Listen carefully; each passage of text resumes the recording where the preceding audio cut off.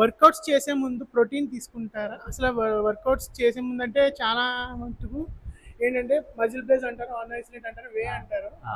కొంతమంది వర్కౌట్ చేసినప్పుడు డ్రింక్ అది తాగుతూ అది హ్మ్. వర్కౌట్ చేస్తారు. హ్మ్.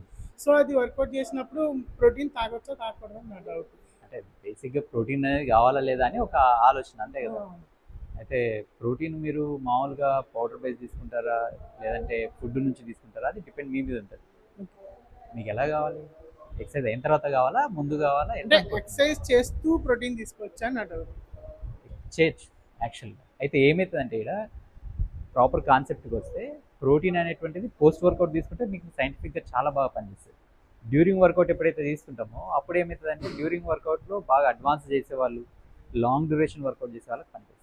ఐడియల్‌గా వచ్చేసి పోస్ట్ వర్కౌట్‌లో తీసుకుంటే మీకు మంచిగా మజిల్ రికవరీ అయితది. అండ్ మజిల్ లాస్ కాకుండా మీకు రిజల్ట్స్ అనేవి బెటర్‌గా ఉంటాయి.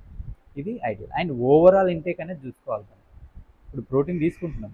కానీ రోజు మొత్తంలో ఎంత తీసుకుంటున్నాం అనేది కూడా కౌంట్ చేసుకుంటే బాగుంటుంది.